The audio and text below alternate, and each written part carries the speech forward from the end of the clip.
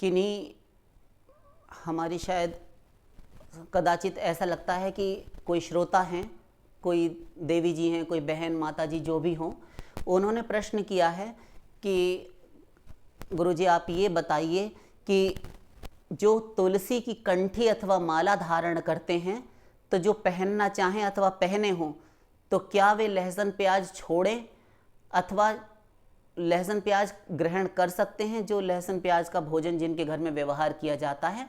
ऐसा उनका प्रश्न है कि क्या वह तुलसी माला धारण करके प्याज लहसुन ग्रहण कर सकते हैं अथवा उन्हें छोड़ देना चाहिए, छोड़ना ही पड़ेगा।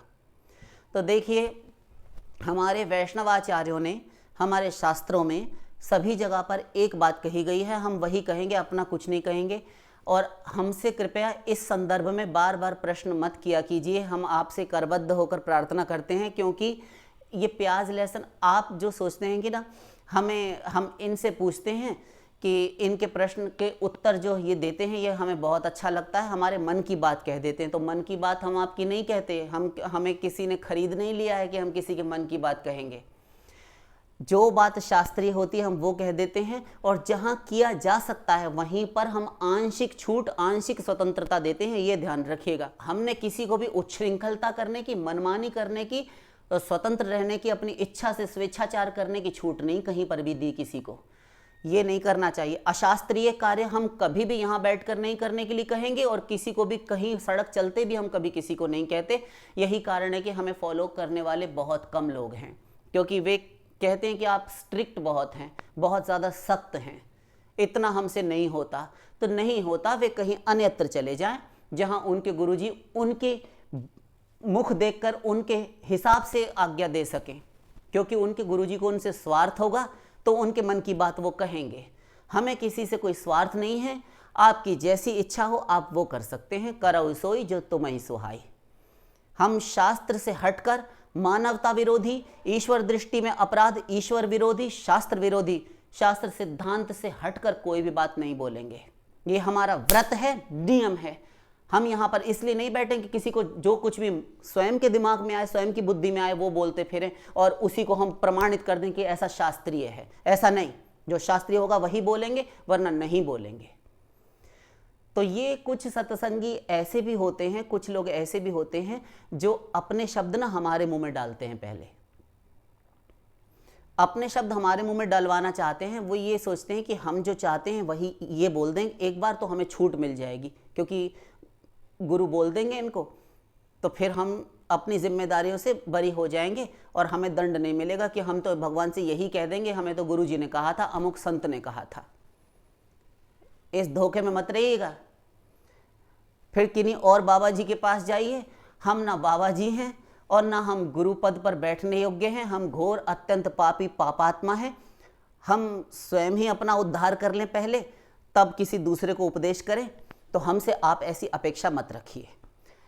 शास्त्रीय तो यही है। उत्तर सुनिए अपना, कि जो लहसुन प्याज ग्रहण करते हैं प्रथम तो वे कंठी धारण ही ना करें, और यदि धारण कर ली हो तब फिर वे लहसुन प्याज को त्याग दें, त्याग ही दें तो अच्छा है, गनीमत है। दंड मिलेगा? नहीं, दंड तो नहीं मिलेगा, ऐसा तो कहीं हमने शास्त्र में नहीं पाया, ये बात हम अवश्य कहेंगे। किंतु देखिए, वैष्णवाचार्यों ने जो मर्यादा बनाई है, जो भगवत प्राप्त हमारे भगवान के लोक से उतरे हुए नित्य पार्षद थे, यहाँ महापुरुषों का रूप धारण करके आए, तो वे फिर वैष्णवाचार्य होते हैं। उनकी मर्यादा, उनके द्वारा कृत ग्रंथ ये शास्त्र कहलाते हैं। तो महापुरुषों के प्रणीत ग्रंथ जो होते हैं वे शास्त्र होते हैं, और उनकी जो आज्ञाएं हैं वे भगवत आज्ञाएं ही होती हैं, क्योंकि भगवत पार्षदों को भगवान स्वयं आज्ञा देकर भेजते हैं, तब वे जो उपदेश करते हैं वे हमारे लिए शास्त्र हैं। और यदि शास्त्र नहीं माने तो वे भगवान की आज्ञा की ही उल्लंघन अथवा अवज्ञा करना माना जाएगा, भगवान की आज्ञा की अवमानना करना कहलाएगा। तो इसलिए मानना चाहिए। तुलसी धारण करने के उपरांत कोई भी लहसुन प्याज का व्यवहार अपने घर में न करे, अपने भोजन में न करे। आपके कंठ में तुलसी सुशोभित है तो प्याज लहसुन ग्रहण करना उस साधक के लिए जो अभी देखिए 5 कोश होते हैं, अन्नमय कोश, मनोमय कोश, प्राणमय कोश, ज्ञानमय कोश, विज्ञानमय कोश। तो जो मनोमय कोश ये जो है ना आपका अन्नमय कोश, इसको लांघ चुका हो, तब वह सब कुछ ग्रहण कर सकता है, उसके लिए छूट है, उसको दोष नहीं लगेगा। किंतु शेष सब जितने भी हैं अन्न पर ही आश्रित हैं, ऐसे साधक आप हैं नहीं, तब आपके लिए नियम है। महापुरुषों के जीवन में ऐसा पाया जाता है कि उन्होंने ऐसे कार्य भी कर डाले हैं जो साधारण मनुष्य करने की सोचे भी ना।